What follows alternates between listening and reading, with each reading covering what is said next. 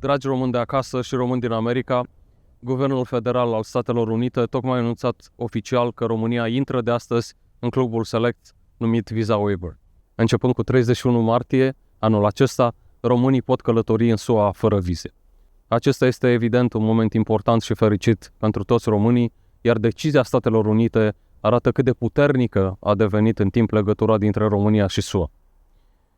Drumul României euroatlantice a fost pavat cu reușite atunci când România și românii au fost așezați pe primul loc. Acesta este sensul anunțului de astăzi.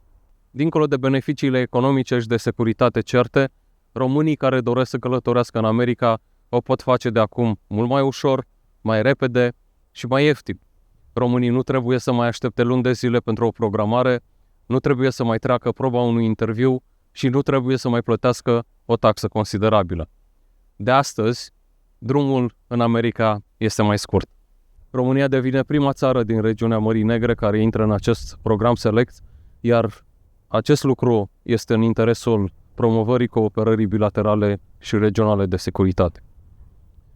Visa Waiver este un sistem bazat pe niște valori importante: respect pentru lege și pentru standarde stricte acceptate la nivel internațional privind securitatea frontierelor.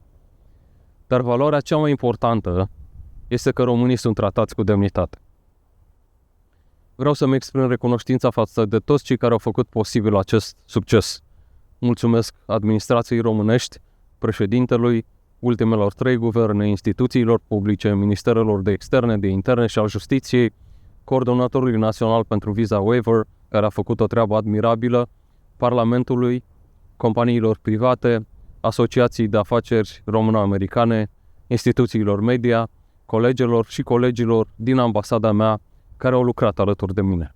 Le sunt recunoscător în mod special prietenilor noștri americani, începând cu secretarul pentru securitate internă, Alejandro Mayorkas, pentru rolul său esențial și echipei sale, Departamentul de Stat, membrii Congresului care ne-au sprijinit, ambasada SUA de la București și ambasadora americană care au depus un efort consistent.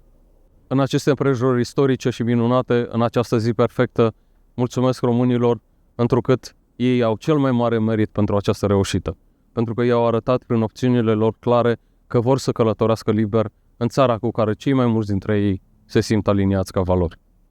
God bless Romania, God bless America.